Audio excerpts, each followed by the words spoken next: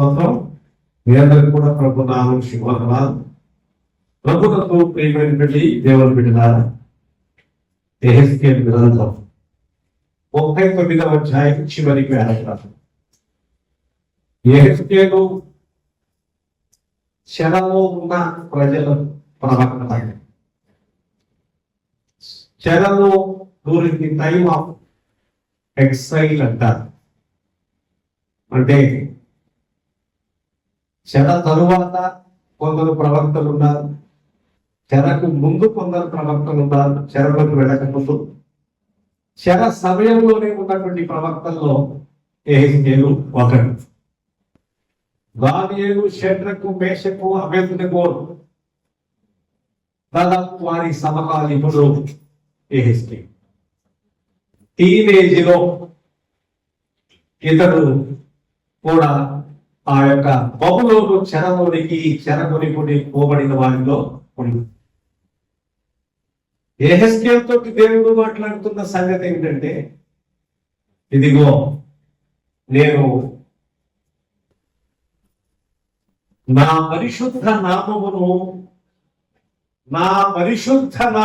బట్టి రోషము కలిగిన వాడనై, ఏమండి, యాకోబు సంతతి వారు చెరలో నుండి ఏ విధమైన చెర అంటే చెరసాలని అనుకోనక్కర్లా, జైల్లో పెట్టడమే చెర కాదు. ఐగుప్తులో 430 సంవత్సరాలు ఇశ్రాయేలు ప్రజలు చెరలో ఉన్నారు అన్నారు. అంటే అర్థం ఏంటి అంటే వారికి స్వేచ్ఛ లేదు. ఏ విషయంలో స్వేచ్ఛ లేదు అంటే, వారు సరిగా విశ్రాంతి తీసుకోవడానికి స్వేచ్ఛ లేదు, పనులు చేస్తున్నారు, ఇవాళ సెలవు తీసుకుందాం అంటే స్వేచ్ఛ లేదు. అలాగనే వారు వెళ్ళి తమ దేవుణ్ణి ఆరాధించుకుని వస్తారు అంటే వాళ్ళకి స్వేచ్ఛ లేదు. తమకి ఇష్టమైన రీతిగా తమకి ఇష్టమైనప్పుడు తమ దేవుణ్ణి ఆరాధించుకోవడానికి అవకాశం లేదు. కాబట్టి ఇదే చెర, అదే ఒక చెర అనుభవం. అందుకనే మోసే వెళ్ళి ఒక మాట అంటాడు, ఈ ప్రజలు కొంచెం వాళ్ళంత దూరం అరణ్యంలోనికి పోయి తమ దేవుని ఆరాధించుకుని వస్తారు, కొంత 2-3 రోజులు కొంత వ్యవధి వాళ్ళకి ధైర్యం పండి వెళ్ళి ఆరాధించుకునడానికి అని పొరవని అడిగితే, లేదు కుదరదు, వెళ్ళకపోదు. ఈ ప్రజలు సోమరు కాబట్టి దేవుని అదని ఇదని అంటారు. పనిచేసే వాళ్ళతో సోమరు, వెళ్ళి పని చేసుకోవాలి. పనే దేవుడు, పనిలోనే దేవుడు చూసుకోవాలి. కొన్ని పనికి work is work, worship is worship. పనే దేవుని ఆరాధనే. పనే దేవుడు అంటే ఎట్లా? దినవృత్తాంతాల గ్రంథంలో మనం ఏం చదువుతున్నాం? తమ పని పాటలు చక్క పెట్టుకొనుటకై తిరుగులాడు వారికి దేశములో నెమ్మది లేకపోయే. ఇది పనిపాట్లే కాదు. ఎలాగైతే పని అవసరమే కండి. బైబిల్ మనుషుల్ని పని చేయకుండా కూర్చోబెట్టట్లేదు. కానీ దేవుణ్ణి స్తుతించడం కూడా ముఖ్యమైన పని. మన పనుల్లో ఒక పని అన్న పెట్టుబడి అసలు ముఖ్యమైన పనిగా పెట్టాలి. కనీసం పనుల్లో ఒక ముఖ్యమైన పని దేవుడిని స్తుతించడం కూడా. ఎందుకో తెలిసిందా? దేవుడు ఆరోగ్యం అనుగ్రహించకపోతే, దేవుడు ఆయుష్ను అనుగ్రహించకపోతే ఏం పని చేస్తా అనుకున్నా. మనం చదువుకున్నాం అందుకే ద్వితీయోపదేశకాండం 30వ అధ్యాయం 20వ వచనములో, దీర్ఘాయువునకును ఆరోగ్యమునకును నిత్య జీవమునకును కారకుడైన మీ దేవుడైన యెహోవాను హత్తుకొనుడి. ఆయన మనము హత్తుకొని ఉండాలి, అంటి పెట్టుకుని ఉండాలి. కాబట్టి దేవుడిని స్తుతించడం, దేవుని ఏ పని లేకపోతే దేవుడి దగ్గరికి వస్తావా? తప్పదు. బుద్ధిహీనమైన సంగతి. పనులు ఆపేసి దేవుడిని స్తుతించు, తప్పేం కాదు. మాట యెహోవాయే ఏమిటి మీ ప్రాణమునకును మీ దీర్ఘాయుషునకును. దేవుడే మన ప్రాణానికి దీర్ఘాయువునకు మూలమై ఉన్నాము. కాబట్టి నీవును నీ సంతానమును బ్రతుకుచు, ఎందుకంటే నీ ప్రాణమునకు మూలమైన నీ దేవుడైతే యెహోవా ప్రేమించి ఆయన వాక్యమును విని ఆయన హత్తుకొని జీవమును కోరుకుని ఆయన హత్తుకున్నట్లు జీవమును కోరుకుని. మరి ఏం పర్లేదు, ఇవాళ ఏం పనులు దేవుడు చర్చికి వెళ్ళి వస్తాను అనుభవం తప్పు. ఎంత అన్యాయం మాట. ఏ పని లేకపోతే చర్చకు వస్తావా? బైబిల్ చెబుతుంది ఇది ఏం చేస్తుంది? బైబిల్ చెబుతుంది మొదట ఆయన రాజ్యములో ఆయన నీతిని వెదకుడి, అప్పుడు అవన్నీ మీకు అనుగ్రహింపబడును అని బైబిల్ సెలవిస్తా. ఎందుకంటే బైబిల్ ఎక్కడ పొరపాటు చెప్పలా, మనం తెలుసుకోకుండా అనుకోనక్కర్లా. ఎందుకంటే ఆయన్ని స్తుతించడం ద్వారా, ఆయన ఆరాధించడం ద్వారా మనకు క్షేమం కలుగుతుంది. అందుకని బైబిల్ చెప్తుంది చూడండి, నా పరిశుద్ధ నామమును బట్టి రోషము కలిగినవా. దేవుడు పరిశుద్ధ నామము కలిగినవా, రోషము కలిగి. కాబట్టి ఆయన ఏ మాత్రము కూడా మనము లోకములో పాపముతోటి కలిసిపోవడానికి ఆయనకి ఏమాత్రం ఇష్టము. చాలా పర్యాయములు మనము దేవుడు మనల్ని చెర నుంచి బయటికి తీసుకొచ్చాడు. ఇక్కడ చెర లేదు, ఇది బబులోను చెర. మనమైతే ఒక చెరలోకి బయటకు వచ్చాడు. లోకము, పాపము, బంధపాలు ఇలాంటి చెర నుంచి దేవుడు బయటికి తీసుకొచ్చాడు. చీకటిలో నుండి ఆశ్చర్యకరమైన వెలుగులోనికి మిమ్మును పిలిచిన వారి గుణాతిశయములను ప్రచురము చేయు నిమిత్తము రాజులైన యాజక సమూహము పరిశుద్ధ జనాలు. దేవుడు పరిశుద్ధంగా ఉండడానికి దేవుడు కోరు. మనమేమో విశ్వాస ఘాతకులు కాదు. అదే చెప్తున్నాడు, నా ప్రజలు విశ్వాస ఘాతకులు అయిపోయారు. వారు నాకు చూపిన విశ్వాస ఘాతుకములు అవమానములు. అది విశ్వాస ఘాతకులు కాకూడదు. దేవుడు మనల్ని విడిపించాడు, దాన్ని తగ్గట్టుగా ఉన్నారు. కొన్నిసార్లు మనము ఒక తప్పు అన్న సంగతి తెలిసిన తర్వాత అది ఖచ్చితంగా ఒప్పుకోవాలి. ఇది నా తప్పు, ఇది పెద్దగా నా వల్ల జరగలేదు, వారి వల్ల వచ్చింది, వీరి వల్ల వచ్చింది అని చెప్పాలి. 32వ కీర్తన ఏం చెప్తుంది? తన అతిక్రమములకు పరిహారం పొందినవాడు ధన్యుడు, ఆత్మలో కవితమునైన వాడు ధన్యుడు, యెహోవా చేత నిర్దోషి ఎంచబడిన వాడు ధన్యుడు. మనిషి ఒక తప్పిదం తెలిసినాక తను ఒప్పుకోవాలి, పశ్చాత్తాపడు దేవుని దగ్గర. నాదేం లేదని తప్పు, దీని వల్ల తప్పు వచ్చిందా, వాళ్ళకు వచ్చిందా నీకు చెప్పాలి. తప్పు కాదు, పాపం. ఇంకా తప్పు మీద తప్పు, పాపం మీద పాపం. అది కాదు. ఒక దోషము, ఒక నేరం, ఒక తప్పిదం జరిగితే ఒప్పుకొని ఇదిగో ఈ దోషం నీది, పక్కన దోషం కూడా ఒప్పుకుంటున్నాడు. ఎవరు? దావీదు ఉన్నాడు, దోషం చేసింది నేనే కదా, వాళ్ళ మీద వచ్చింది. నెహెమ్యా ఏం చేస్తున్నారు? తమ పితరుల దోషాన్ని కూడా ఒప్పుకున్నారు. అయ్యా, మా పితరులు చేసినటువంటి దోషం, పాపం అంతా కూడా మేము ఒప్పుకున్నామని వాళ్ళు ఏడ్చారు. మనం మన తప్పే ఒప్పుకోకపోతే పక్కన ఒప్పుకుంటాం, పక్కన మీద పెడతాం. అది నాదే తప్పు లేదండి, వాళ్ళ వల్ల నాకు వచ్చింది అంటామేంటి? తప్పుకోదు, అదే కదా. తర్వాత అతిక్రమములకు పరిహారం పొందినవాడు ధన్యుడు, తన పాపములకు వీరి వల్ల వచ్చింది, సైతాల వల్ల వచ్చింది, వాళ్ళ వల్ల వచ్చింది, వీటి వచ్చింది, ఎవరి వల్ల వచ్చింది కదా? దోషమా కాదా? తెలిసిందే తెలియ చేయకు. ఒక తప్పిదం అనేది తప్పిదమే, అంతే కదండి.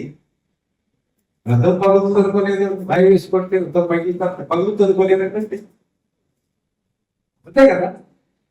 దానికి కాన్సిక్వెన్స్, దాని ఫలితం భరించాలి ఖచ్చితంగా. మరి నా జనులు విశ్వాస ఘాతుకులయ్యారు, తమ విశ్వాస ఘాతుకమును బట్టి వారు అవమానమును భరించుదురు. అమ్మా అది కాబట్టి దేవుని యొక్క ప్రజలని ప్రభు నమ్ముకున్న తర్వాత దేవుడు అంటున్నాడు, మనము ప్రత్యేకంగా మీరు ఉండండి అంటే. ఈ విషయంలో ఎక్కడ బైబుల్ కాంప్రమైజ్ అవ్వట్లేదు. మీరు ప్రత్యేకమైన జనాలు ఎందుకో చెప్పడం, మనం దిగొచ్చాము. మరి ఏమి దిగిరాల, దిగొచ్చిన ఆయన నమ్మాము, అది అంతేగా. మీరు దిగొచ్చారండి అని అన్నారనుకో మనల్ని, మేము దిగిరాలి బాబు, దానికి మేమేం చెప్పట్లేదు, మీతో దిగి వచ్చేవాళ్ళు, కానీ దిగొచ్చిన ఆయన నమ్మాము. మరో క్రీస్తేసులకు కలిగిన ఈ మనస్సును మీరులో కలిగి ఒకటి, ఆయన దేవుడి కుమారుడై ఉండి దేవుడితో సమానముగా ఉండుట విడిచిపెట్టకూడని వాక్యముగా ఎంచుకొనక దాసుని స్వరూపము ధరించి తను తానే రిక్తునిగా చేసుకుని పరలోకం నుండి దిగి వచ్చినది ఆయన్ని నమ్మాము. మేమే బయటకు దిగి వచ్చామని చెప్పట్లా మేము. మీరు దిగొచ్చారా, దిగొచ్చారా ఊడిపట్టారా? దిగిరా ఊడిపడరా ఎవరు చెప్పారు మాట? మేమేం చెప్పట్లేదే, ప్రభు అనుకున్న వాళ్ళు మిగతా వాళ్ళతో నేను దిగొచ్చాం, నేను దిగిరా అంటలేదే.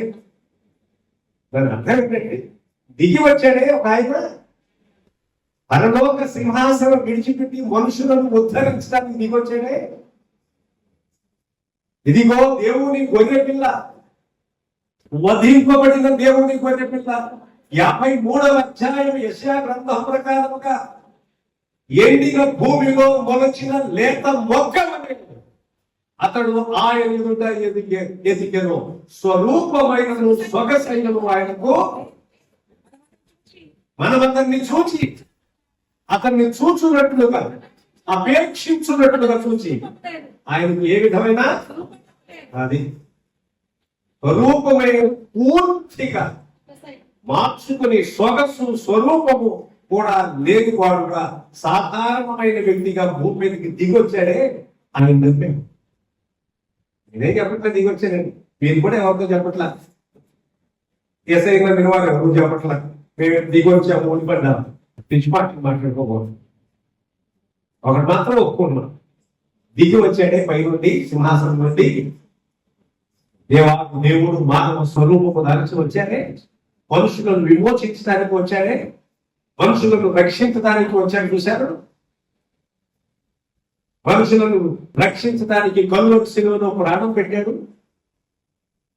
చనిపోయాడు, సమాధి చేయబడ్డారు, తిరిగి లేచిన ఆయన ఉన్నారే. ఆయన నమ్మాం, ఆయన్ని గమనించువారు. We are the followers of Jesus. Jesus Christ. యేసు యొక్క అనుచరులో మేము యేసుని వెంబడిస్తున్నాం. ఎవరిని వెంబడిస్తున్నాం? యేసయ్యను వెంబడిస్తున్నాము కాబట్టి ఆయన పరిశుద్ధత గురించి మాట్లాడుకుంటున్నాము. అది యేసయ్యను వెంబడిస్తున్నాము కాబట్టి ఆయన దైవత్వమును, ఆయన కనికరము, ఆయన కృప, ఆయన చేసిన కార్యమంతటిని అంగీకరిస్తున్నాం. ఒక వ్యక్తి ఎవరిని వెంబడిస్తారో వారికి అదే కదా గురువు యొక్క లక్షణాలు వస్తాయి కదా. ఆయనే గురువు, ఆయనే మెంటర్, ఆయనే గురువు, ఆయనే పరిపాలకుడు.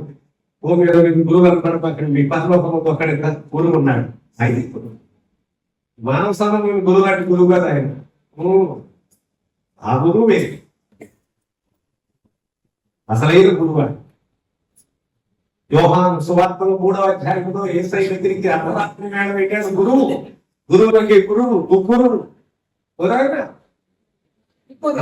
నికోదేము బోధకుడికి బోధకుడు వెళ్ళి రాత్రి వేళ ఈయనేమో వయసు తక్కువ, చిన్న వయసు.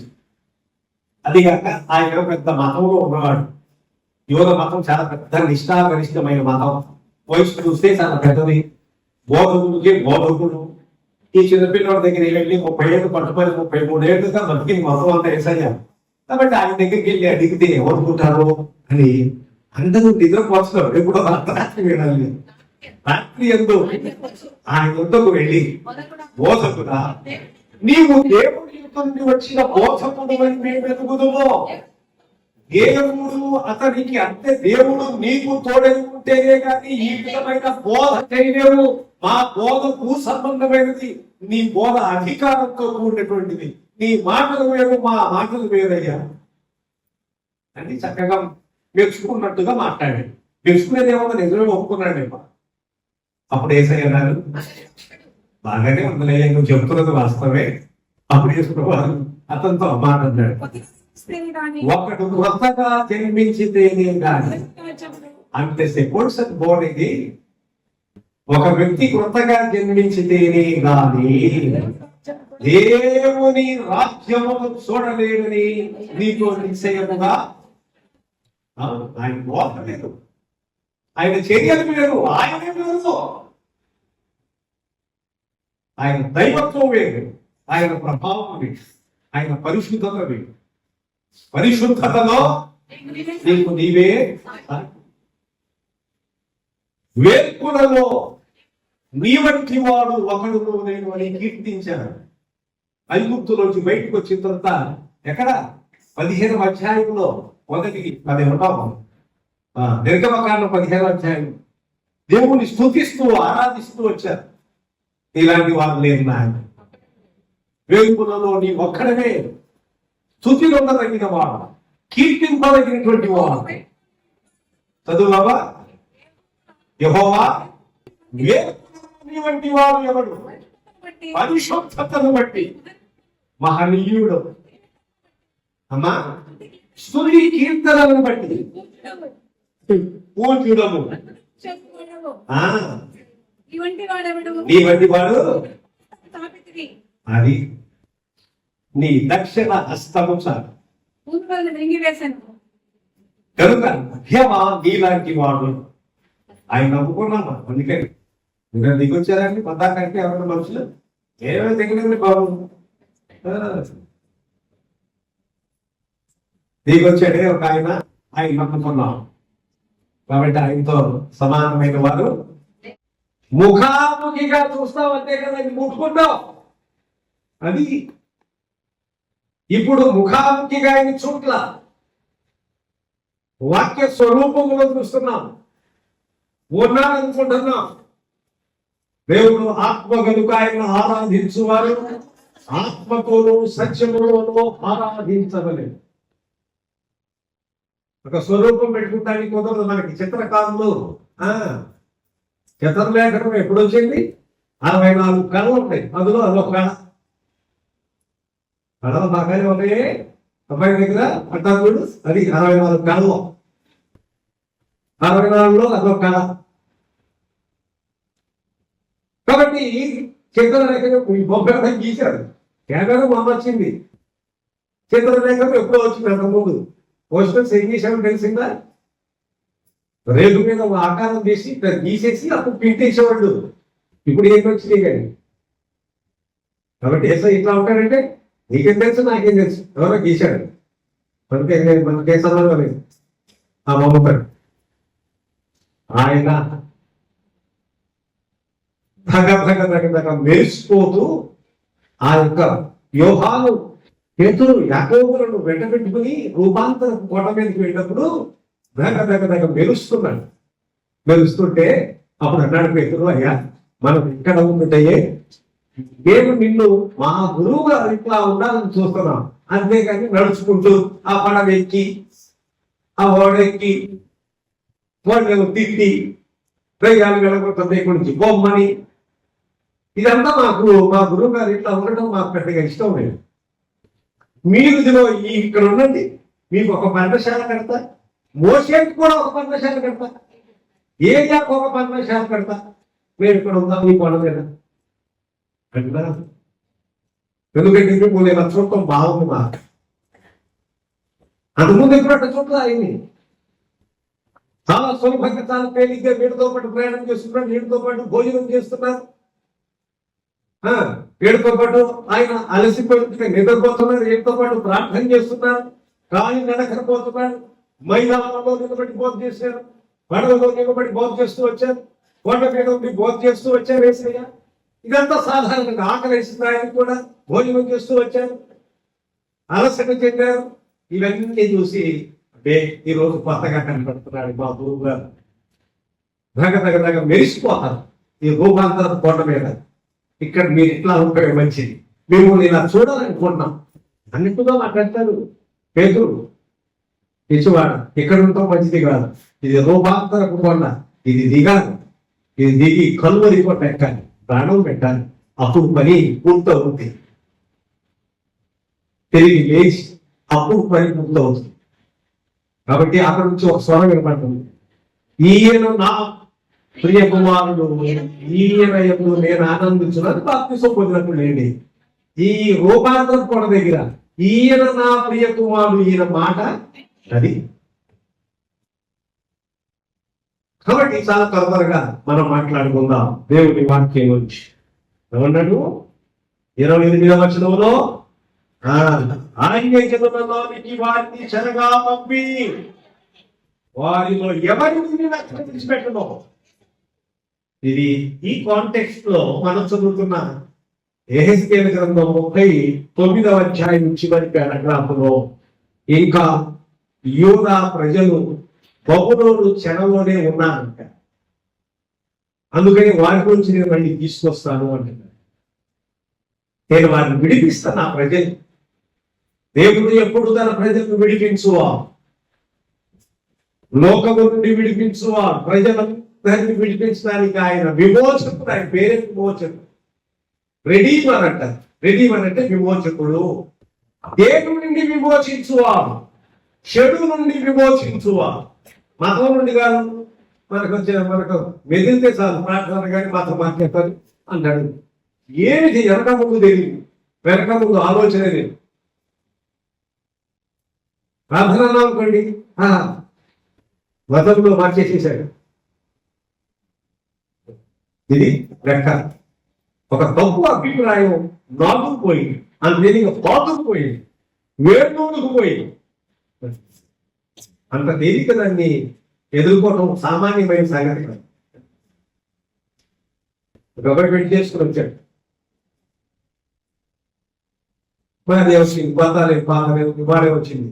చక్కగా చర్చిలో కొత్త ఏముంటుంది, పాత ఏముంటుంది, కొత్త పిల్లలు కానీ గొప్ప పాట పాడి కొత్త ఇవాళ వచ్చినా సరే ఆడ పిల్లలకి ఇంతకు నుంచి తెలుసు. తర్వాత ఇతర చెప్పారు, స్వీట్లు తెచ్చారు, పంచారు. తర్వాత చేద్దాం, అబ్బాయి నువ్వు కూడా చర్చికి అన్నాడు. కష్టం ఇది ఇట్లా చెప్పాడు, నువ్వు కూడా చర్చికి. ఆ పిల్లలు బాగానే వచ్చింది, దొరికిపోత పడింది, పాట అద్భుతంగా పడింది, బాగానే ఉంది. కొత్త లేదు పాత లేదు, బాగానే కలిసిపోయి ఒక పూటలోనే ఆటపోయి తర్వాత సీట్లు తెచ్చారు. అంటే ఇద్దరు వచ్చారు. వచ్చిన తర్వాత నువ్వు కూడా తెచ్చి తెలుసు, నువ్వు కూడా చేసినా కష్టం. వెనకాల ముందు మాట్లాడేది, వస్తానన్నా ఇంకోటి కష్టం. అమ్మో మరి రాజావాళ్ళు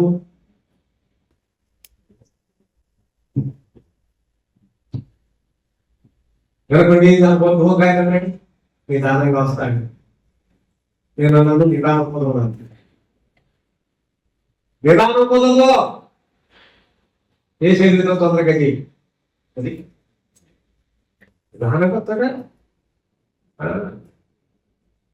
ఎందుకంటే ముందు తగ్గాడు, తర్వాత సంపాదించిన వారి కోసం నువ్వు నిదానం వస్తాడు ఏంటి అనమాట. ఇంకే చెడపడతావు వాళ్ళు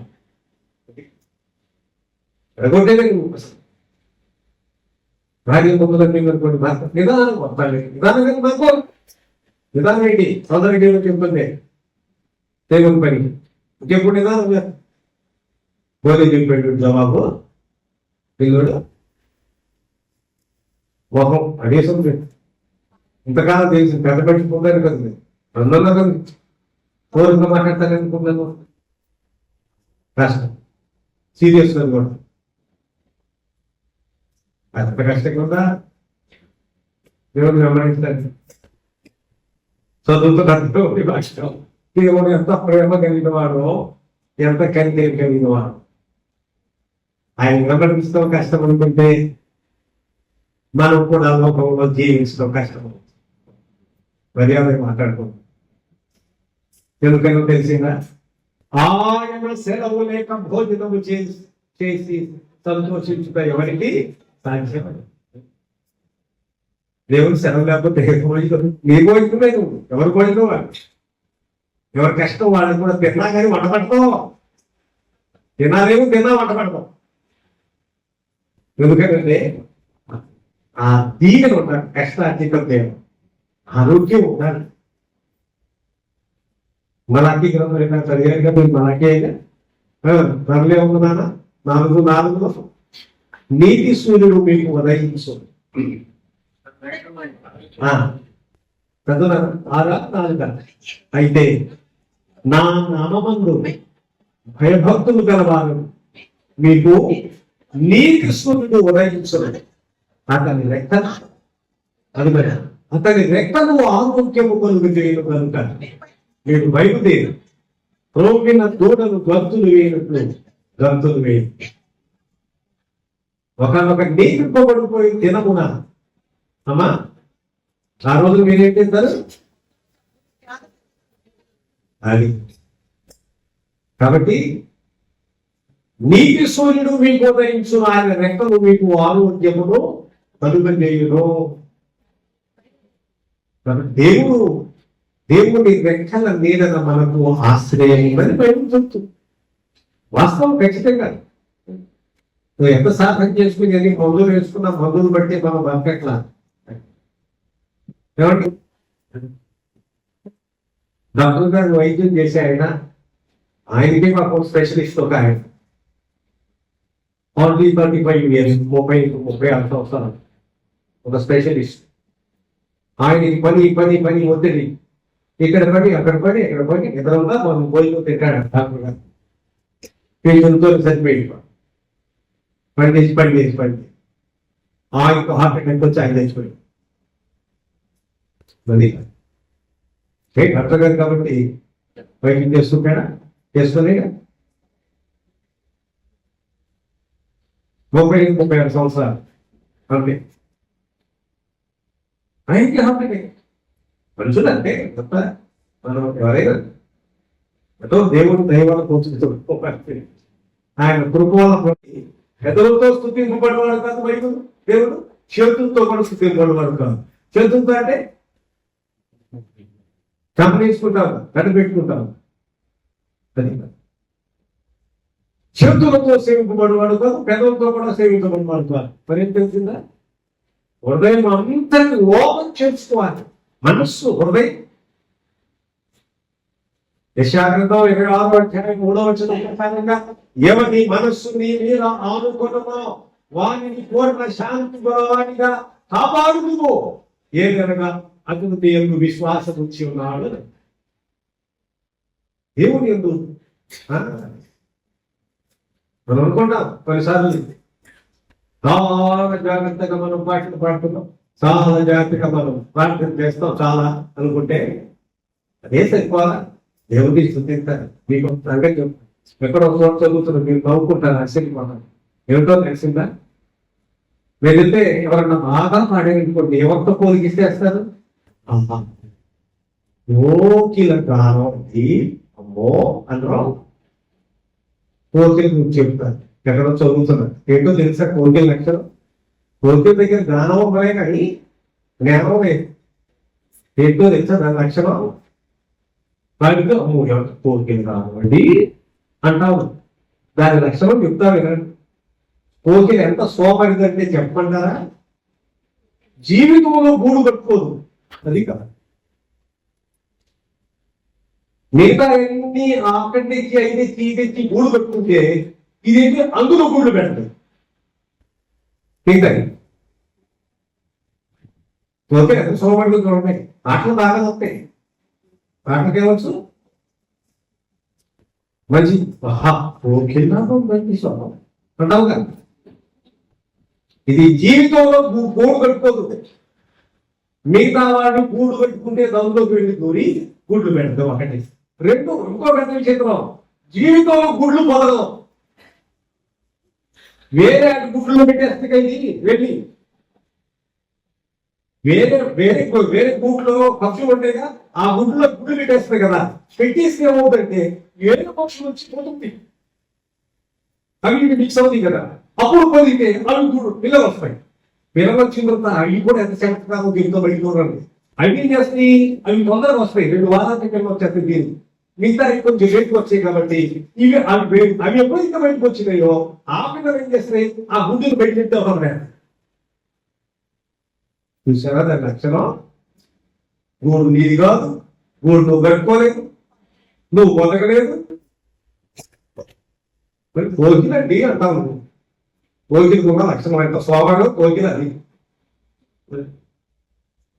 అర్థమైందా? దేవుడు పెద్దలతో స్తుతింపబడు అనుకున్నాం. ఎప్పుడైతే తొందరగా ముందు గుడ్లు పిల్లలు అవుతాయో వేరే గుడ్లో, మిగతా గుడ్లు కొంచెం లేట్ అవుతాయి కదా, ఇవి బయటికి పెద్ద కొంచెం బయటికి రాగానే ఇవి వాటిని నెట్టేస్తాయంట. ఎందుకని తీసుకొచ్చి ఆహారం ఇప్పుడు ఇవి తినాలి కాబట్టి మిగతా వాటిని బయటికి నెట్టేస్తాయి గుడ్లు. అది కూడా ఎంత చమత్కారో కోకిలా చిన్నపిల్లలు కూడా తల్లి కూడా అయిపోయింది. కాబట్టి ఈ దేవుడు పెదవులతో స్తుతింపబడువాడు కాడు, చేతులతో సేవింపబడువాడు. హృదయంతో మనస్సుతోటి ఆరాధింపబడువాడు. అందుకని ప్రత్యేకమైంది. మీరు ప్రత్యేకమైన తెలంగాణ అవును నేను దిగొచ్చారా? మేము దిగురా చెప్పబడే మేమేం దిగురా. మేము ఎవరన్నా మేము ఆయన దిగొచ్చు. జవాబు చెప్పేటప్పుడు చెప్పుకోవాలని చేత కాకపోతే ఒక ఇక్కడ ఉంది. వాడు అడిగిన వాడు వస్తాడు జవాబు సరిగ్గా చెప్పే రోజు మళ్ళీ మాట్లాడుకుంటాడు. మీరే దిగొచ్చారు పైన నేనే దిగలేదు బాబా, దిగొచ్చిందని విశ్వాసం చెప్తాను చేతలోవాలి. అదే నీ దేవుడు గొప్పడు, నేను గొప్పడు ఎందుకు అంటారు కదా. నీ పడమంటున్నారు పెట్టు అదే కదా. నేను నేర్చుకుంటూ వారికి చాలా జాగ్రత్తగా జవాబు చెప్పాలి, బయట చెప్తూ తెలివి ఉండాలి. అదే మనకెందుకు గొడవ, నువ్వు గొప్ప నేను గొప్ప నేనే అవసరమైన మాట. ఎవరిని వెంబడిస్తున్నామో ఆయన ఉన్నాడు యేసయ్య, పరిశుద్ధతలో తనకు దాగేశాడు. ఎవరిని వెంబడిస్తున్నామో ఆయన యేసయ్య ఉన్నాడే, పరలోక సింహాసనాన్ని వదిలిపెట్టి దిగొచ్చాడు. ఆయన నమ్ముకోండి, దిగొచ్చిన ఆయన సింహాసనాశీలుడై పరలోకములో నిరంతరము కొనియాడబడుతూ స్తుతింపబడుతున్న దేవుడు నమ్ముకున్నాం. దిగొచ్చారు కదా, ఇప్పుడు చెప్తున్నా దిగొచ్చాం అని. అందుకు దిగొచ్చినాం. ప్రత్యేకంగా ఉండక తప్ప నా ఆత్మను మీ మీద కుమ్మరించెదను, నేను మిమ్మల్ని విడిపించాను. ఇదే ప్రభువు యెహోవా, ఇది ఈ బబులోను వచ్చి వారిని విడిపించేదానికి వచ్చిన ప్రవచనం కావచ్చు. ఇది అందరికీ యూనివర్సల్ గా సార్వత్రికానికి వర్తింపజేయబడుతున్నదిగా అన్వయించుకుంటే మనలను కూడా నమ్మిన ప్రజలను దేవుడు అందరిలో మిక్స్ అయిపోవడం, కలిసిపోవడం ఆయనకి ఇష్టం. కొన్ని జాగ్రత్తగా మనం మర్యాదగా మాట్లాడుతూ చెప్పుకోవడం చేత కాకపోతే ఇబ్బంది వచ్చుకోవడం. God in the Bible in the Holy Land. Bible దేవుడు పరిశుద్ధమైన మనం ఆయన నమ్ముకోం, చాలా జాగ్రత్తగా ఆయన్ని గమనించాలి. ఇందులో ఏమి కాంప్రమైజ్ లేదు, రాజీ. చేతులతో సేవింపబడువాడు కాదు, పెదవులతో కూడా సేవింపబడువాడు. హృదయముతో ఆత్మతో, దేవుడు ఆత్మ కనుక సనాయి స్త్రీతో చెప్పాడు, దేవుడు ఆత్మ కనుక ఆయన ఆరాధించువారు ఆత్మతోనూ సత్యముతోనూ